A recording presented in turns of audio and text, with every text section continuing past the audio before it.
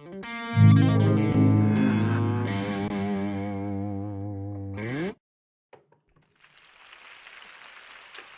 good morning. How's everybody doing? I see we have two down in the office. Uh, I've got Laura Jolie. Laura Jolie. I've got Akuma Suraya.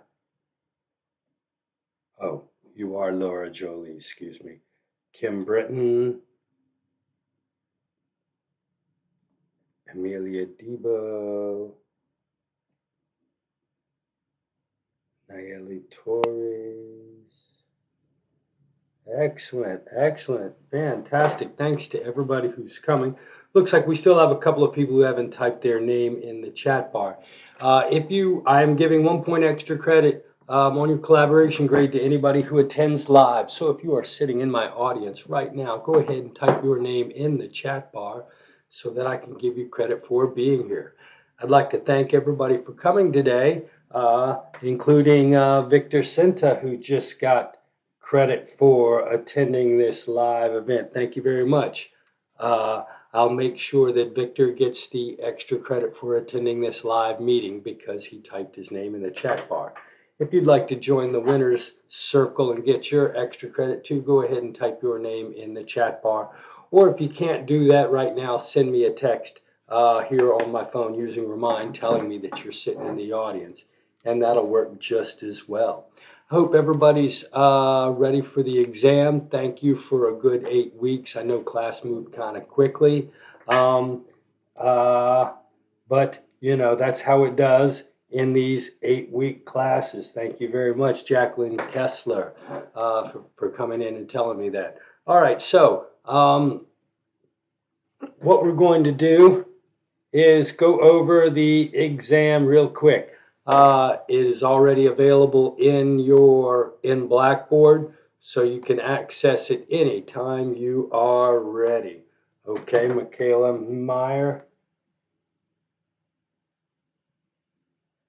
Fantastic. Okay, I got everybody in the chat bar. Let's see who else we need to get. We need to get Kyle Forrester, Kessler, Neil Torres. I got somebody. Kennedy, Miss Kennedy appears to be texting me. Kiana, Kiana is here, I think. Is that you, Kiana?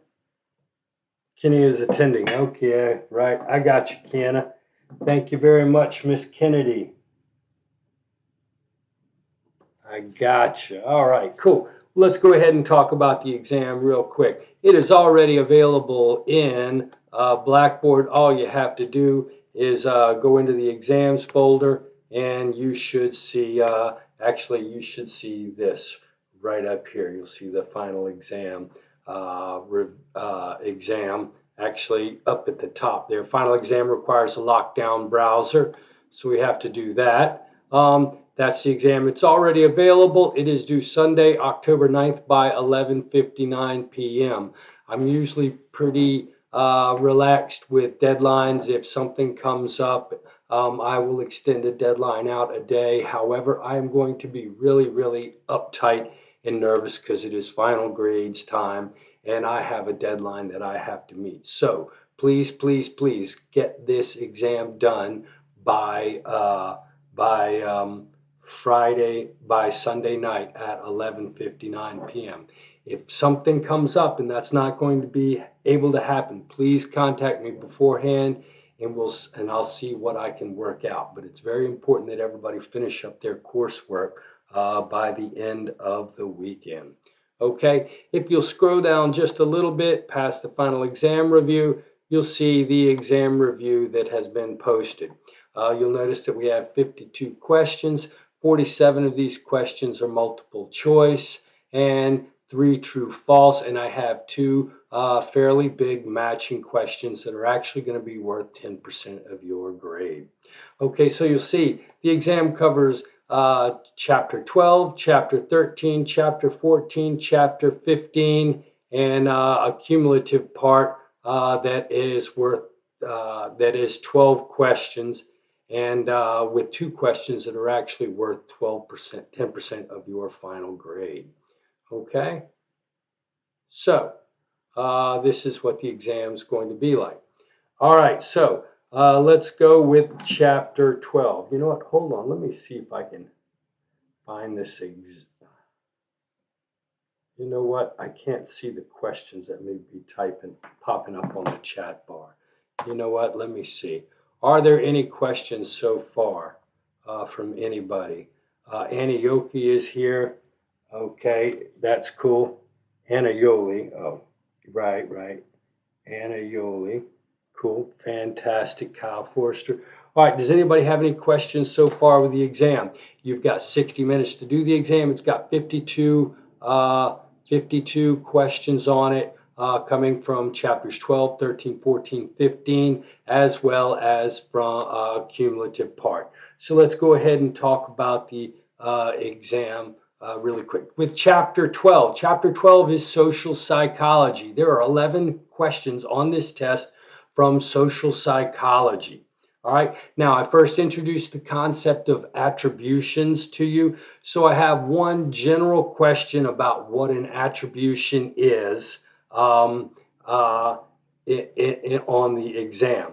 Then I talk to you about and remember, attributions are just the reasons we give for the events that occur in our life and for the things that we do. Remember, we have internal attributions. Why was I rude? Because I'm a rude person. That would be an internal attribution, as opposed to why were you rude? Well, I was uptight about an exam. That's giving the reason outside of me. That's what we would call an external attributions. And attributions are what help us make sense of the world going on around us. Now, after we talked about the general idea of what an attribution was, I went over different types of attributional biases. So there's the actor and observer bias, or the fundamental attribution error. And those were examples of biased ways in which people assign causes differently to themselves and to other people's behaviors. And then we talked about attributional biases that make us feel good about ourselves, the better than average, and just other positive illusions that we have. And so in chapter 12, I talked about these different attributional biases. And what I'm going to do is I'm going to ask you a question and give you an example, and you're going to have to tell me whether or not it was the actor observer, the FAE, better than average, or positive illusions, etc., etc. We then talked about racism and prejudice. Social interactions and interactions among groups are very of primary importance to social psychologists. So, of course, we study racism and prejudice. I introduced the idea of social identity theory, which was developed by Henry Tajfel, the famous Jewish psychologist. And he was trying to understand how Germans could do what they did to the Jewish people. And he suggested too that, a certain extent, it is built into the system. We learn to differentiate between in groups and out groups. And he developed his idea of social identity theory, where the self and the group is an extension of the self. So when I am prejudiced against you and towards people of my own race, I'm actually serving my own identity as opposed to people, because they are an extension of myself. And then we talked about Banaji and Greenwald's automatic and controlled prejudice model of social psychological model. And what they would argue is that prejudice or making biased judgments are the default, and people who develop egalitarian attitudes learn how to control those processes. So what they find is that egalitarian people are less likely to demonstrate bias compared to a person who is non-egalitarian, until you put them under cognitive load. You give them a busy mind and then ask them to make a stereotypical judgment. And what you'll find is the egalitarian person will revert back to making biased judgments, just like the self-proclaimed biased person. And again, this feeds in with this idea that somehow differentiating between in-groups and out-groups, as elucidated in social identity theory, is sort of that this is built into a sort of a way that we process information about in-groups and out-groups. I then talked about the effects that being in groups could have on our behavior. We talked about group polarization. We talked about social facilitation, social loafing, and bystander apathy. These are all 4 different situations where people's behavior is affected in certain ways by being around groups of people. And it depends on what type of situation as to which one of these you see. And so I've got 3 questions demonstrating where you're going to demonstrate what you know about group polarization, social facilitation, social loafing, and bystander apathy. So 3 of those will be on your exam. There's one general question on what an attitude is. Keep in mind, attitudes are pretty broad things, and you can demonstrate an attitude with an evaluative statement. I can say NC State stinks and Carolina is the best. Or you can demonstrate an attitude by your behavior. I chose to go to Carolina instead of going to NC State. Or you could demonstrate an attitude with a bit of knowledge, if you will, a cognitive. I could say, well, more presidents have come from UNC than NC State. And I don't know, I just made that last thing up. I have no idea. But sometimes we can make statements. I could say UNC is the oldest of the colleges. That's a fact. And that conveys an attitude as well. So I have one general question of what an attitude is. And then there's a question asking you to know the difference between informational and normative influence. As a general rule, people influence our behavior when we are in groups, and they do so because of one of 2 processes.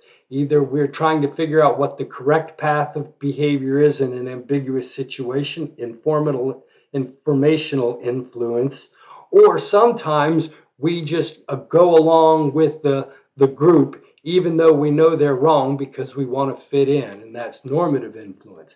And when you think back to all the times that you were ever affected by other people's, I guarantee you can say that one of those 2 motives was driving your desire to fit in. Does anybody have any questions on chapter 12? I'm going to go ahead and take down a couple more names here. Looks like we have Sophia Sewer here. Sophia Sewer is here. And Robert Mims is here. Any questions on chapter 12 before I move on? I don't see any. Okay. Chapter 13 is also going to be 11 questions as well. All right, chapter 13 is all about the self. We talked about a general model of the self and evaluations of the self, like self-esteem, self-efficacy, etc., etc. Then I talked about Sigmund Freud and this idea of strategies of protecting the self using these things called defense mechanisms. And then I talked about personality testing. So that's what this chapter 13 is going to be about. So I have one general personality question that you can abstract from the first slide in chapter 13a, just what is a personality in general. And then I ask you 3 questions about different self-beliefs, self-esteem, self-efficacy, and we go back and talk about these self-related attributional biases again in this chapter as well. So, excuse me, I should have made this bigger. I am so sorry. It's probably easier for you to see now. So I've got these 3 self-beliefs, and I'm just going to ask you general questions so that you know the difference between self-esteem, self-efficacy, and positive illusions. All right. Now, we then talked about Freud. I suggested to you, Freud argued that our personalities were developed from intrapsychic conflict that we had between our desires and the rules of society. He argued that we're all monsters, if you will, not monsters, but animals driven by instinctual desires, the instinct for power, the instinct for sex, the instinct to be loved.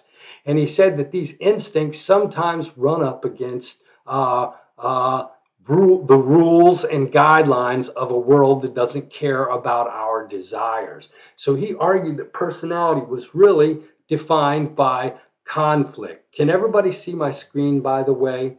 Everybody should be able to see my screen. I hope I've done that. Did I get you back? Oh, you see me only. Okay, I'm sorry. I got it right now. So I'm going to hit this. You should probably be able to see my screen now. Okay? Better? Type better. Was it better that one time? I'm trying to figure out if I've got it set. You know what? I'm going to do it this way. Yep, it sure is. Okay, good enough. I want to make sure you can see it. All right. So there's one general personality question. Then there are 3 questions about self-beliefs. Freudian defense mechanism. So Freud said that we protected ourselves from the anxiety we felt from these conflicts using these things called defense mechanisms. So I have a general question about what a defense mechanism is and what it does. And then I gave you several examples of defense mechanisms. And your second question is going to be identify the exact defense mechanism that I'm talking about. I then had a slide where I talked about the relative effect of genetics and environment on personality. So I want you to know the relative importance of genetics and environment on our personality.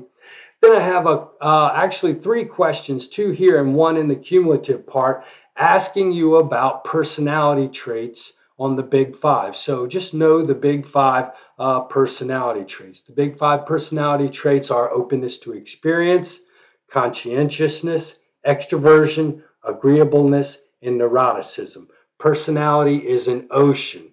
Openness to experience, conscientiousness, extroversion, agreeableness, neuroticism. Remember, neuroticism is the degree to which you suffer negative emotions like anxiety and anger. If you have a bad temper, you're a neurotic person. If you're a nervous Nelly, you're a neurotic person, okay? Agreeableness is the degree to which you will give up your own opinion in order to make nice with the group. That's different than being neurotic.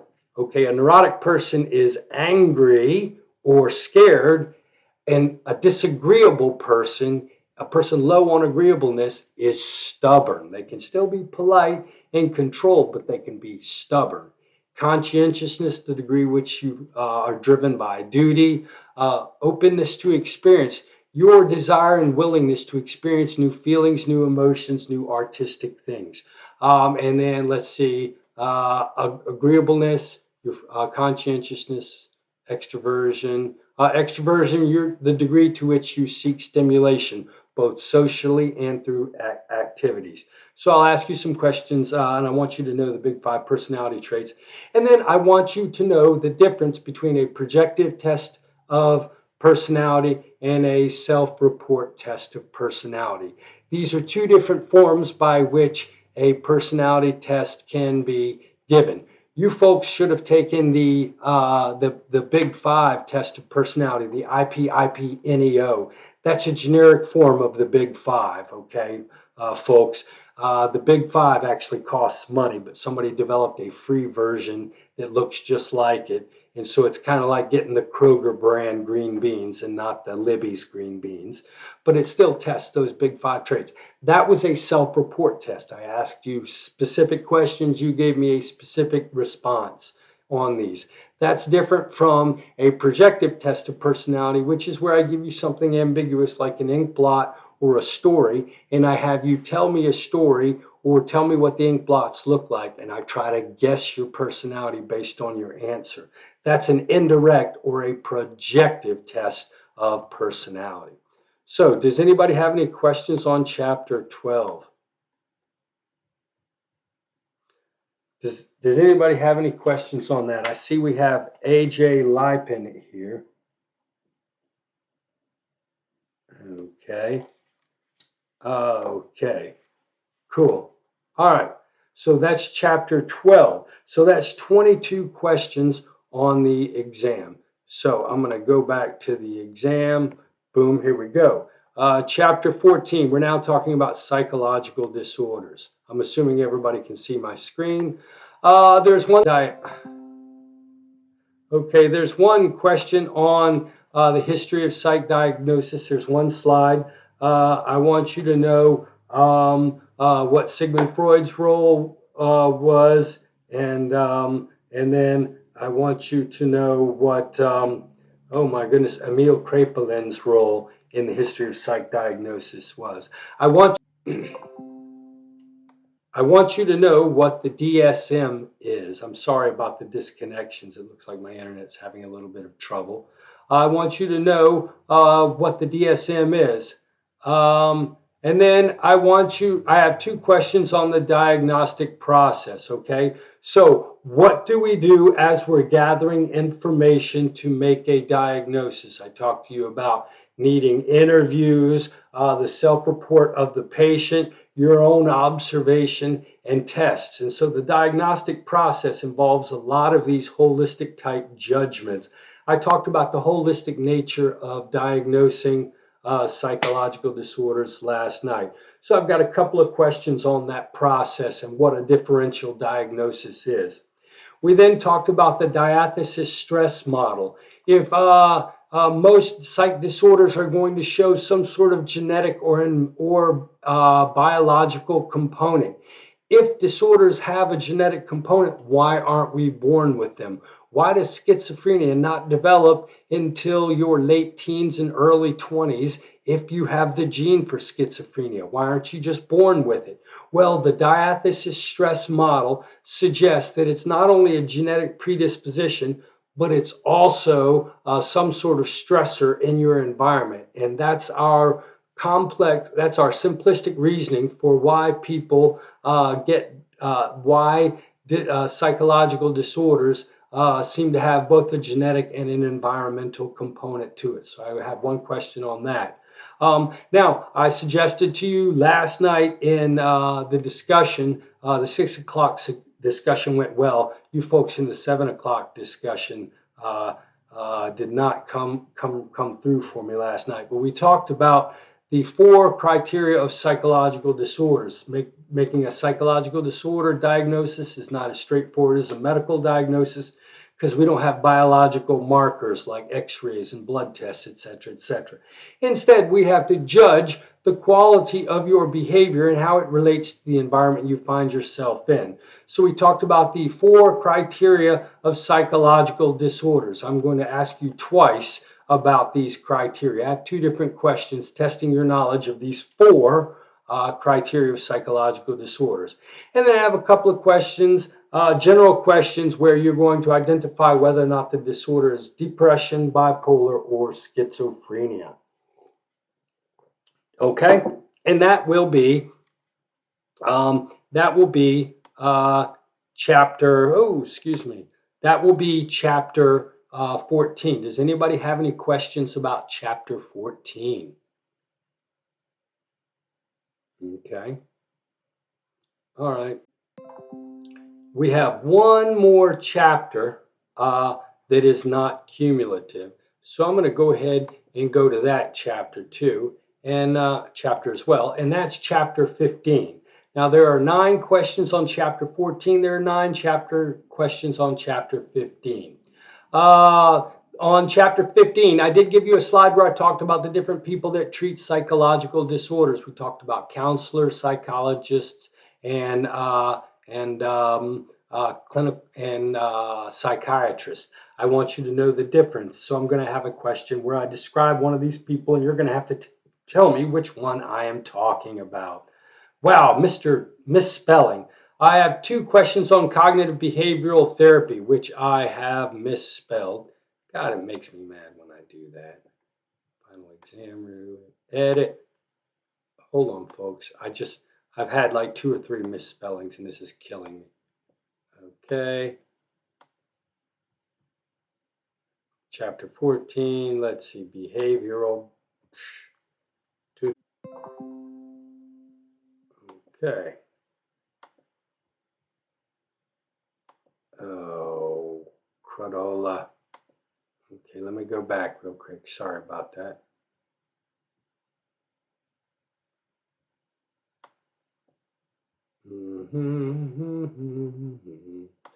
And I've lost.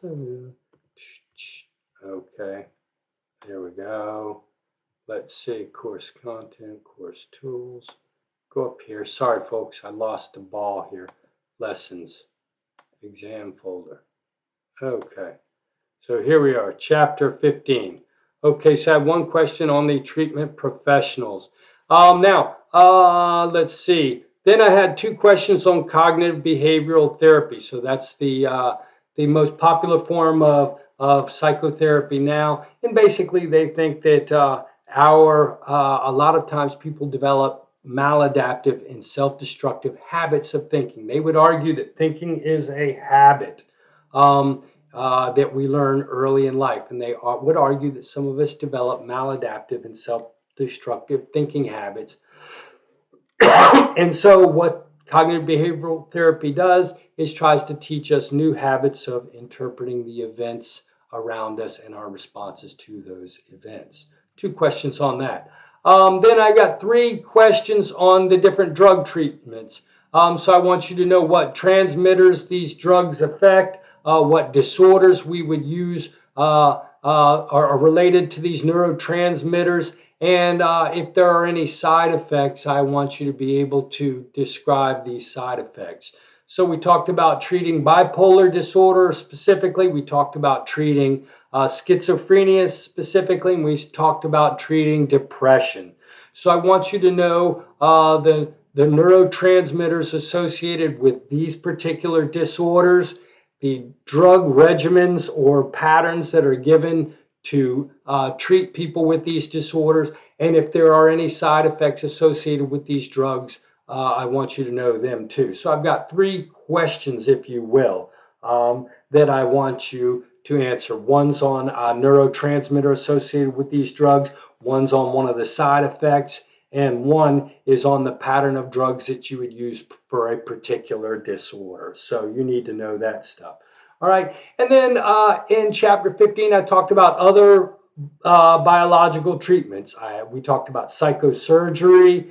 We talked about electroconvulsive therapy. We talked about brain stimulation. We talked about magnets. I have three general. When would you use electroconvulsive therapy? When would you use deep brain stimulation? When would you use psychosurgery? So I've got general questions asking you when you would use these types of treatments. Okay, so that's chapter 15. Okay, Tyler King is now typing his name in, so I've got Tyler King for being here. Fantastic. Okay. Anybody else? Anybody else? Any other questions? Okay. Now let's go back to the cumulative part. Okay, so let's see, back to the cumulative part right here. All right, so I have 12 questions on the cumulative from around the book. So here we go. The first point, and I can't emphasize this enough, all semester long we have been talking about brain areas, and I told you that they were important. I introduced them in chapter 2, and then as we came to them again in chapters 3, 5, 7, 11, and actually lots of different chapters, I introduced these brain areas again. I have two matching questions where I'm going to have you match the brain areas with their functions. Okay, you need to know what the frontal lobe does. You need to know what the temporal lobe does. You need to know what the occipital lobe does. You need to know what the hippocampus does. You need to know what the amygdala does. You need to know what the hypothalamus does. You need to know what the cerebellum does. You need to know what the corpus callosum does. You need to know what the medulla does. You need to know what the fusiform gyrus does. So I'm going to give you two matching questions. Most of these questions that you have on this exam are worth 1.7 points. Each of these matching questions is worth 5 points. So taken together, these two questions are worth 10% of your grade. And if you want to learn about the functions of each of these parts of your brain, you need to look in chapters 2 as well as chapters 3, 5, 7, and 11. Those are the chapters that are included in this particular thing. So does anybody have any questions? I see that we have Boston Rinaldi here. Thank you very much, Boston. Oops. Okay, I apologize. Back to the correct screen. Oh, I see that I did have a question. Let me go back and look at the question. Okay, let's see the question. If we get one wrong, is the whole question wrong? No, absolutely not. I am going to I am taking partial credit for these answers. That's a great question, Kyle. But no, I'm going to I'm going to give you partial credit. Okay, so those are the two big parts. Now, I have two questions from chapter 1. One of them is a general research method question.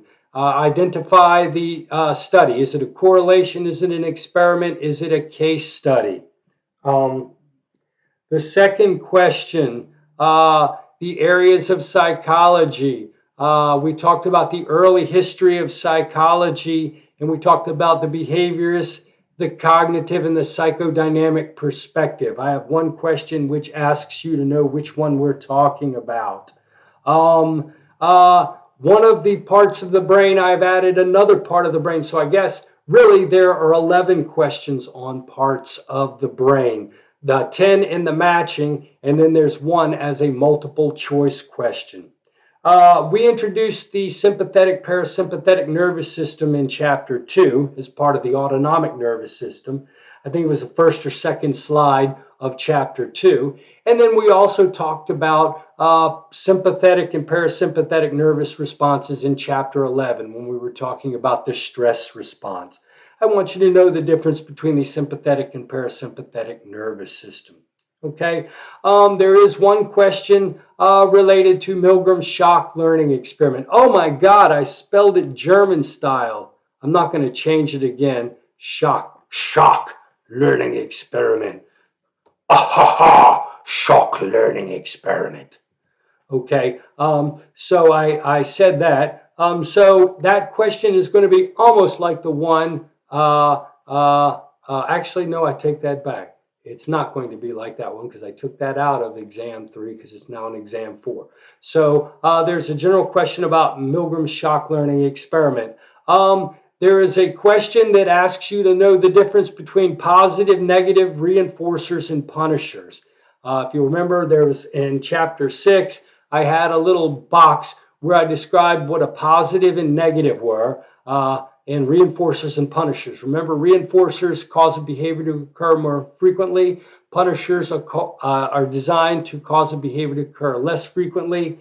And we can either do that by adding or taking things away. So there can be positive and negative reinforcers, but there can also be positive and negative punishers. I'm going to give you one question where I ask you what the difference between a positive and negative reinforcer is, or what the difference between a positive and punisher and positive reinforcer are. Okay. Now, if you remember, we talked about classical conditioning from chapter 6. This is also a key area of psychology that everybody really needs to know about, and that's the parts of classical conditioning. Remember, we talked about Pavlov's bell, and we talked about the unconditioned stimulus and the unconditioned response. So the meat powder makes the dog salivate. Unconditioned stimulus causes an unconditioned response. They pair the bell with the meat powder several times, and then the bell, the conditioned stimulus, causes the dog to salivate, which is the conditioned response. I'm going to give you a question, and I want you to identify whether the part is a UCS, UCR, or CS or CR. And then again, I already told you earlier, I have several questions on the Big 5 personality traits. Just learn the Big 5 personality traits. God, there's another misspelling Holy cow, I scored low on conscientiousness.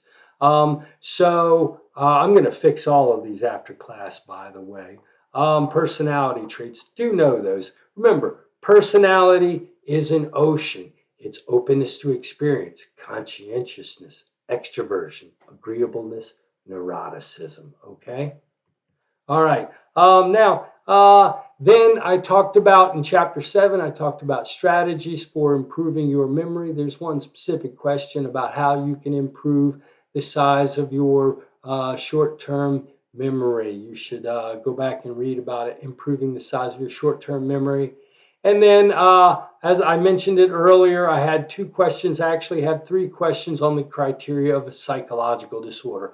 Remember, I think this is the most important part of the diagnostic process, is understanding that diagnosing is a holistic contextual process where you're not really judging whether or not a person has a quality, but whether or not that quality makes it difficult for them to fit in as a member of society. So I'm really kind of interested in you knowing that.